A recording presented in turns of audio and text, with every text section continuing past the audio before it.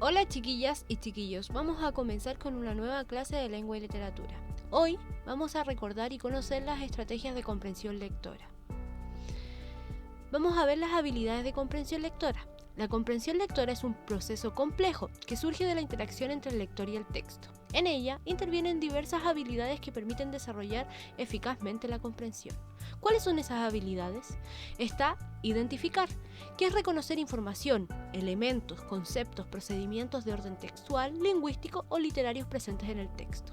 Luego está inferir, que es derivar información implícita desde la información explícita contenida en el texto. Luego tenemos sintetizar, que es determinar la idea o las ideas centrales de un texto o un fragmento de este para elaborar una reformulación del contenido original.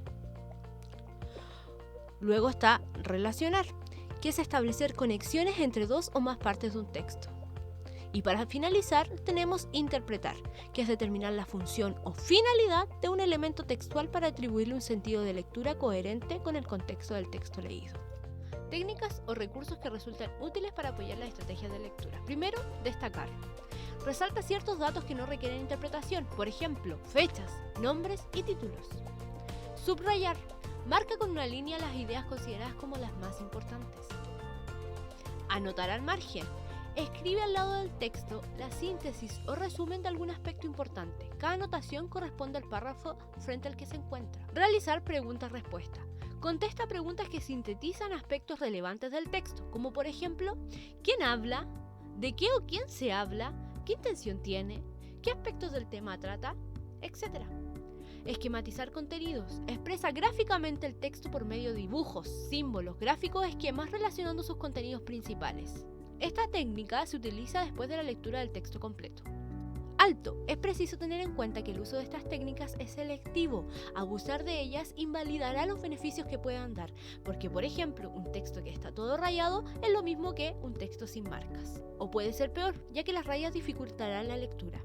Ahora, ¿cómo saber si somos lectores activos? Un lector activo es aquel que se enfrenta al texto con una actitud positiva, con ganas de leer un texto. Entonces, siempre tenemos que tener en cuenta que nuestra actitud va a determinar cómo vamos a completar la lectura de nuestro texto. Si tenemos una actitud positiva y estamos acostumbrados a ver a nuestra familia leer, nuestra comprensión de un texto será mucho más fácil y leer no será visto como algo latero o aburrido, sino como algo entretenido que nos permita adquirir nuevos conocimientos. Evitemos leer siempre en modo automático, ya que eso no permitirá nuestra comprensión de la lectura. Ahora conozcamos cuáles son los momentos de la lectura. Los momentos de la lectura son 3. Antes de la lectura, durante la lectura y después de la lectura. Antes de la lectura escaneamos o visualizamos el texto. Durante la lectura lo comprendemos y después de la lectura debemos tomar distancia. Antes de la lectura debemos determinar los objetivos o el objetivo de la lectura.